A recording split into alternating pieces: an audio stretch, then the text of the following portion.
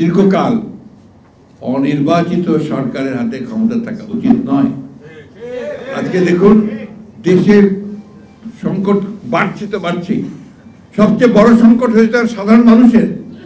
চাল, ডাল, তেল, লবণ, ডিম, মাছ, মুরগি প্রত্যেকটার দাম বেড়ে গেছে। সাধারণ মানুষের জীবন এখন অতিষ্ঠ হয়ে গেছে। এটার দিকে কিন্তু তাদের কোনো খেয়াল নেই, কোনো কমানোর দিকেও তারা কাজ করছে না। কিছু বলে যায় এত তাড়াতাড়ি তো সব সম্ভব না। আরে আমরা যে সঙ্গে আমরা তো উদ্যোগটা দেখতে চাই, কি কি ব্যবস্থা নিচ্ছে সেটা দেখতে চাই। আমরা তো দেখলাম না যে ওনাদের বড় বড় যারা উপদেষ্টা আছেন বা দায়িত্বপ্রাপ্ত যারা আছেন তারা গিয়ে বাজারের মধ্যে মাঠের মধ্যে গিয়ে তারা জিজ্ঞাসা করছেন, মানুষকে বোঝার চেষ্টা করছেন যে সমস্যাটা কোথায়।